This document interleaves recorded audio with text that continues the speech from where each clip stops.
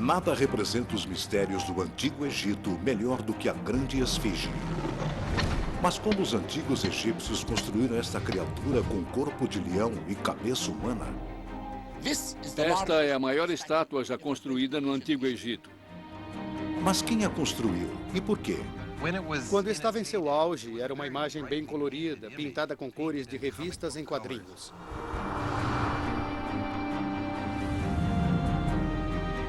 Os mistérios da esfinge têm intrigado todos os que já puseram os olhos nela, desde imperadores a presidentes. Agora, desvendar estes mistérios ganhou uma nova urgência. Depois de mais de 4.000 anos, com apenas as pirâmides como vizinhas, hoje a esfinge está de frente a um restaurante de fast food. Trânsito, turismo e construções a estão destruindo. A esfinge está quase no centro do Cairo. Trata-se de uma agressão urbana total. Antes que seja tarde demais, duas equipes de cientistas e construtores estão tentando cuidar dos antigos mistérios da esfinge. Eles estão entrando no mundo do Antigo Egito. Um mundo de faraós e pirâmides. Deuses animais e múmias. Adoração ao sol e sacrifícios humanos.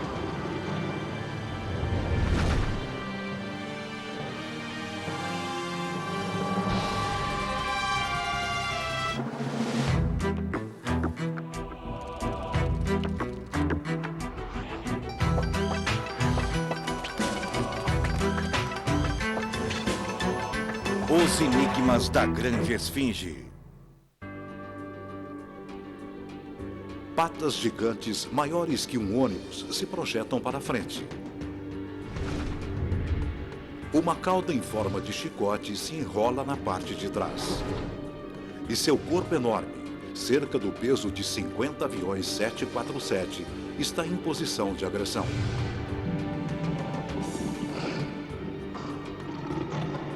Mas este leão tem uma cabeça humana do tamanho de uma casa. Esta é a Grande Esfinge. Com mais de 70 metros de comprimento, quase a extensão de um campo de futebol, e com mais de 20 metros de altura, a altura da Casa Branca, a Esfinge é a maior estátua em todo o Egito. Uma terra famosa por seus monumentos gigantes.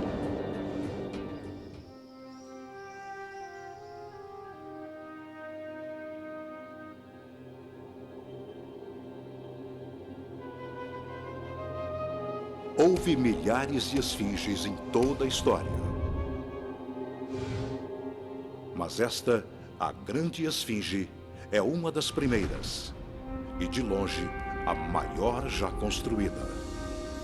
Aquela era uma época de experiências. A esfinge era uma experiência. Era algo novo, algo muito incomum. Mas de onde surgiu a ideia de fazer uma estátua com corpo de leão e cabeça humana?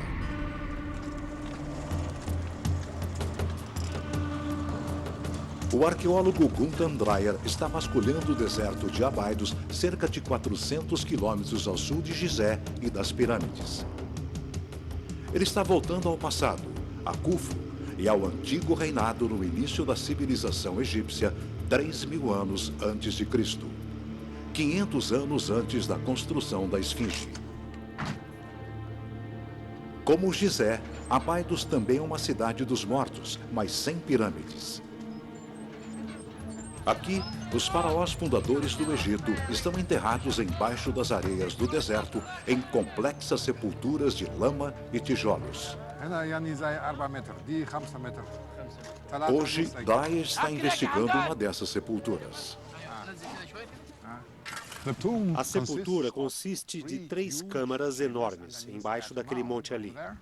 E na frente há 3 fileiras de sepulturas suplementares, um total de 35. A câmara principal foi saqueada há muitos anos e o corpo real roubado. Mas inscrições encontradas do lado de dentro revelam um nome: Faraó Aha, o primeiro rei da primeira dinastia egípcia.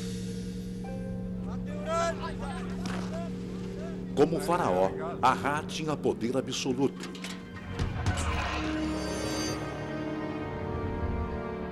A escavação em Abidos revela evidências de sacrifícios humanos. Os esqueletos de 35 adultos saudáveis, a maioria com menos de 20 anos de idade, todos são parte de um enterro em massa. Mesmo que em tempos remotos, esta não era uma idade para uma morte natural. Então podemos concluir que eles foram mortos para acompanhar o rei em sua vida após a morte, para servi-lo na eternidade. O faraó e todos os seus bens materiais são enterrados em uma das extremidades do complexo, seguidos pelas 35 vítimas do sacrifício humano em sepulturas menores. E na última sepultura ainda há mais ossos, mas não são humanos.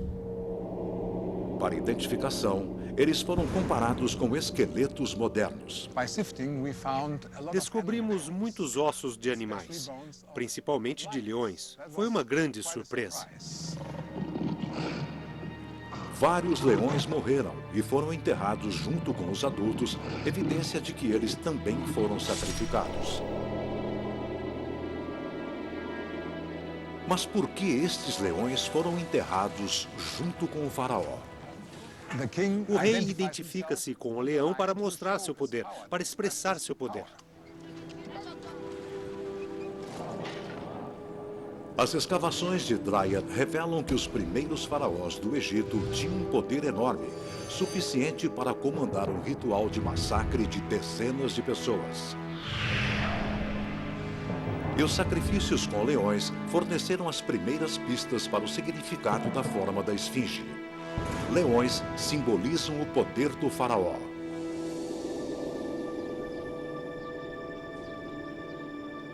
Mas a esfinge é mais do que apenas um leão. Também é parte humana. Os antigos egípcios representavam seus deuses como parte animal, parte humana. Mas geralmente esses deuses têm cabeça de animal e corpo de gente. A esfinge é exatamente o oposto. Quando você põe uma cabeça humana num corpo de leão, você tem a força e o poder do leão. E você tem a cabeça humana, que é um símbolo de inteligência e controle. Então a imagem obtida é de poder sob controle. Mas poder e controle de quem? A cabeça humana está, na verdade, usando um tipo de lenço chamado nemes. É um ornamento para a cabeça que somente os faraós usavam. Então a esfinge é tanto um deus quanto um faraó. E quando se tratava de simbolizar o poder do faraó, quanto maior, melhor. Nos 500 anos seguintes, as sepulturas dos faraós foram ficando cada vez maiores. De câmaras mortuárias no subsolo, a simples sepulturas na superfície e de pirâmides com degraus até as grandes pirâmides de Gizé. Mas enquanto a forma e o tamanho das sepulturas reais evoluíam devagar, a grande esfinge não tinha precedentes. Foi a primeira vez na história do Egito que eles criaram uma escultura nessa escala.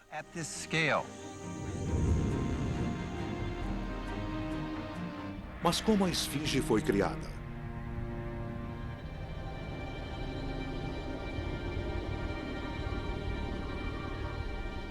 Olhando para as patas dela, parecem ter sido construídas com milhares de blocos.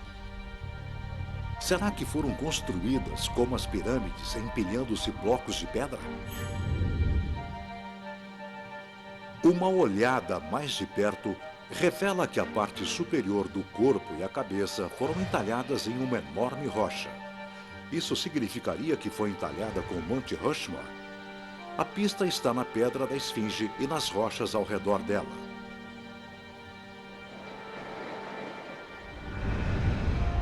Por incrível que pareça, ninguém nunca investigou as pedras em detalhe. Até Mark Leonard, 30 anos atrás. Hoje, Ele é um dos egiptólogos mais proeminentes do mundo. Da primeira vez que eu vim ao Egito, os melhores mapas que existiam da Esfinge eram simplesmente um esboço. Para alguém que estivesse investigando como a esfinge foi construída, os desenhos existentes eram tão úteis como se a pessoa estivesse tentando construir um arranha-céu de 50 andares usando apenas as imagens de satélite de seu teto. Era o tanto que se conhecia sobre a esfinge. Para desvendar seus segredos, alguém precisava dar uma olhada muito mais detalhada. Voltaremos a seguir com o melhor de 2010 no Nat Geo. Eu passei 5 anos aqui mapeando cada pedra em seu tamanho normal. Era este meu ofício. Eu descansava aqui, comia sanduíches aqui e uma xícara de café. O mapeamento de Lerner lhe deu um conhecimento íntimo da esfinge, de sua pedra e do Planalto de Gizé. Para começar, a esfinge foi feita de calcário. Uma inspeção mais detalhada do calcário revela como ele foi formado. Vemos um padrão que parece um coral cérebro, ou quase uma esponja. Todo o calcário em Gizé, incluindo o corpo da esfinge, já foi solo marinho. Era um leito marinho. Então, na pedra, temos vários elementos congelados da vida no leito marinho. Milhões de anos atrás, o Planalto de Gizé estava submerso. Criaturas marinhas e plantas morreram, indo parar no fundo do mar. Com o tempo, seus restos foram comprimidos para formar o calcário. Mas nem todos os calcários são iguais. Alguns são formados do fundo macio do mar e alguns são de recifes de corais duros. Juntos, eles formam um tipo de camada de bolo e calcário duro e macio. A esfinge é composta por vários tipos de camadas de calcário. Então, é como se tivessem entalhado a esfinge a partir de uma camada de bolo. Há as camadas mais pegajosas, de um congelamento macio, e as camadas mais duras. As camadas mais duras de rocha se mantiveram mais fortes do que as camadas mais macias. Hoje, a pirâmide parece bem diferente de quando foi construída. Sua superfície, originalmente macia, foi devorada por mais de 4.000 anos de vento, água e areia. Aqui do lado direito do peito da esfinge, podemos ver como o tempo pôs as camadas mais macias em estado de suspensão, enquanto as camadas mais duras se projetaram. Para Lerner, esse padrão do tempo é outra pista importante para descobrirmos como a esfinge foi construída.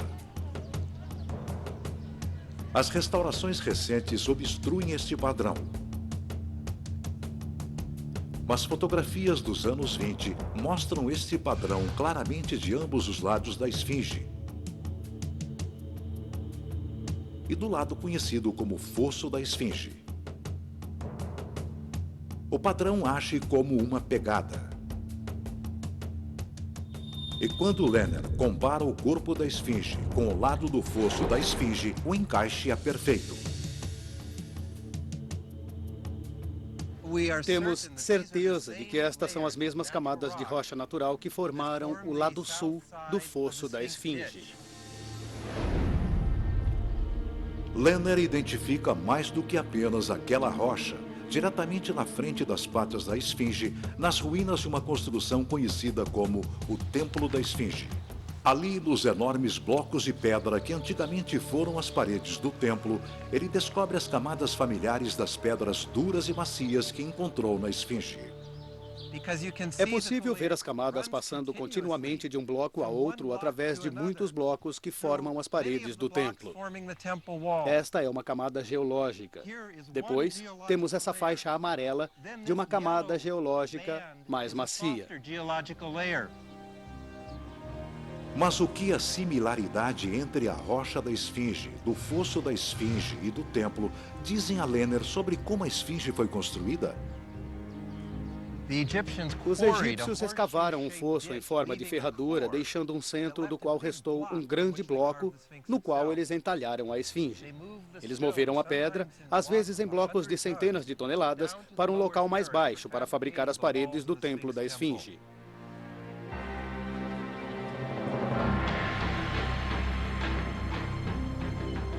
Então, o ponto de partida da esfinge deve ter sido uma rocha enorme, projetando-se da superfície do Planalto de Gizé.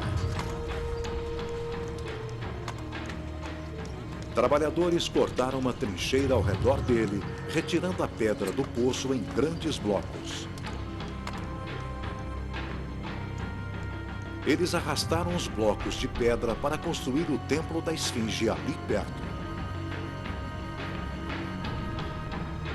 Depois, os escultores entalharam a rocha gigante que sobrou no centro, na forma da esfinge.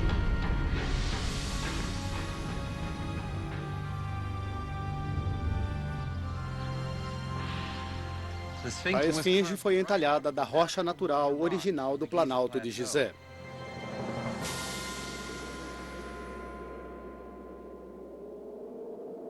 Mas saber que foi entalhada diretamente da terra é apenas metade do mistério. A pergunta é, como eles fizeram isso? A resposta virá do outro lado do mundo. Oi, Rick. Nova Inglaterra no outono não tem nada a ver com o Egito no deserto. Mark Lenner veio falar com Rick Brown, um especialista em ferramentas antigas. Com base em ferramentas de cobre verdadeiras encontradas em Gizé e no local da sepultura, e com desenhos mostrando cortadores de pedra no trabalho, Brown juntou tudo o que o antigo egípcio precisaria para entalhar a grande esfinge. Rick e eu nos unimos e analisamos todas as evidências que temos dos cenários das sepulturas, de ferramentas verdadeiras que foram encontradas. E baseado nessas evidências, Rick juntou coisas rudimentares como um kit de ferramentas que os construtores da esfinge teriam usado. Então temos cinzéis de cobre, um pilão e um martelo. Para realmente entender o desafio de usar essas ferramentas para entalhar, Lenner e Brown começam produzindo-as, começando com um cinzel de cobre. Até mais um pouco agora. Só precisamos de um bom aquecimento. Bem antes da invenção do bronze ou do ferro mais duros, os escultores da esfinge tiveram que trabalhar com o cobre mais macio. É o que eles devem ter feito no Egito. O que eu quero fazer é pegar esse pedaço de cobre, aquecer e transformá-lo num cinzel. O puro cobre começa como um metal cinzento e, à medida que esquenta, fica vermelho. Você quer que esse cobre fique vermelho? Isso, quero exatamente isso. Estamos prontos. Já parece bom. O que você acha? Já está vermelho. O calor amacia o cobre e o transforma num material mais maleável, que pode ser moldado na forma desejada. Este processo é muito básico. O que eles fizeram foi usar um material duro para moldar e fazer um material mais macio. Mas à medida que o cobre macio esfria, ele endurece outra vez. Quero voltar ao fogo, porque senão eu vou quebrar o metal. Vamos lá. Essas ferramentas antigas revelam que foi preciso mais que entalhar para que aquela esfinge fosse feita. O carvão era um ingrediente crucial para a construção desses monumentos em Gizé. Eles devem ter trazido madeira para alimentar as fogueiras o dia inteiro, o ano todo, só para fazer as ferramentas para a construção desse monumento. Ele foi destruído a tiros pelos soldados de Napoleão que usavam para praticar tiro ao alvo. Mas essas histórias eram falsas. Cerca de 300 anos antes de Napoleão, um historiador árabe já mencionava que o nariz estava faltando. Eu acho que é uma boa prova de que foi arrancado com intenção. Tem uma profunda rachadura na ponte e tem outro sulco na narina esquerda da esfinge. Eu acho que alguém deve ter usado ferramentas e arrancado a parte sul. O nariz original se perdeu para sempre, mas hoje, Lenner e Brown, apenas com martelos de pedra e cinzais de cobre, entalharão um novo. Vamos trabalhar. Desse pedaço de calcário de 1,80 m, eles tentarão entalhar o nariz de cerca de 1/3 do tamanho do nariz original. Vamos fazer o nariz começando com uma ferramenta como esta? Isso foi ideia minha? Foi. Eles começam a agir e rapidamente descobrem que a pedra dura é muito mais eficaz do que o cobre mais macio nos primeiros estágios deste trabalho. Eu acho que esta é a evidência de que a ferramenta, mesmo sendo primitiva, é realmente bem eficaz. Ele analisou esse felino colossal da cabeça aos pés à procura de pistas para saber como ele foi construído. Pela geologia do local, ele sabe que a pirâmide foi entalhada diretamente da terra. Então, por que o fundo parece ter sido feito de blocos de pedra como os da pirâmide? Hawass investiga então o tamanho e o estilo dos blocos à procura de respostas. Nas duas patas da esfinge, tem uma pedra pequena típica que os romanos, no ano 30 a.C., trouxeram e adicionaram à esfinge. Entre as patas da esfinge, Hawass encontra blocos de 4 períodos diferentes. Isso é de 30 a.C., 1550 a.C., e este é de 2600 a.C. Hawass conclui que egípcios, gregos e romanos cobriram a esfinge com blocos durante milhares de anos. Mas por quê? A resposta pode ser encontrada em uma força mortal escondida, que atacou o calcário do corpo da esfinge e do fosso ao redor. Tudo isso antigamente era solo marinho. Era um leito marinho de 50 milhões de anos atrás, então está naturalmente cheio de sal. Quando a água do solo sobe, ela passa através da rocha, levando o sal para a superfície, onde ele cristaliza e se expande. Os resultados são desastrosos para a esfinge. Eu odeio dizer isso, mas está acontecendo naturalmente o tempo todo nessa parede perto da esfinge. Os flocos caem e se desfazem. É isso que está acontecendo ao corpo da esfinge. É este processo que resulta em literalmente pó de esfinge. Por incrível que pareça, desde o dia em que foi construída, o corpo da esfinge tem se transformado em poeira. Os blocos postos lá pelos egípcios, gregos e romanos eram para proteger as partes mais vulneráveis entalhadas de calcário macio.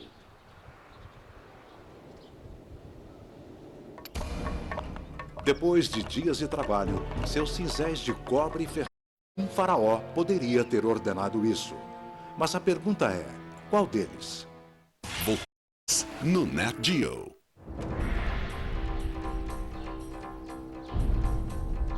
A localização da esfinge indubitavelmente a liga às pirâmides.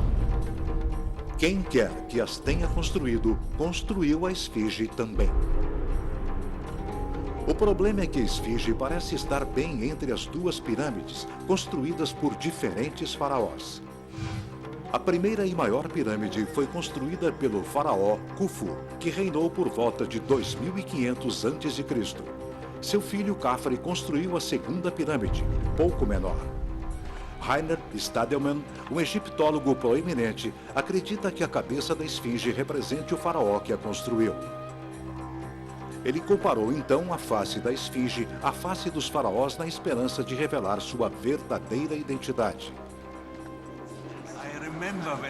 E se voltou à única descrição de Khufu já encontrada, uma pequena estatueta de marfim. Esta peça é algo de extraordinário e estou muito feliz que possamos abri-la. Ela não sai de seu lar de vidro no Museu do Cairo há 30 anos. Eu achei que não iríamos ter permissão para fazer isso. Essa estátua é uma verdadeira obra de arte.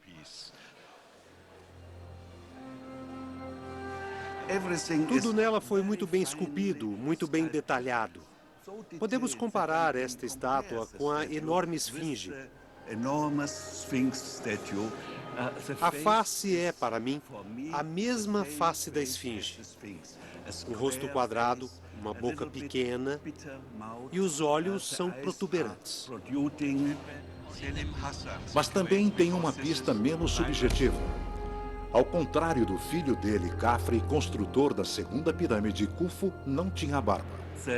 A estátua não tem barba. Então, tenho certeza de que a esfinge, que não tem barba, seja um retrato de Khufu. Mas Mark Lehner encontra evidência de que a esfinge originalmente tinha barba. Ele acredita que o rosto da esfinge seja do filho, Khafre. Uma barba original explicaria este calombo muito enigmático no peito da esfinge. Ele começa bem aqui e fica nessa posição,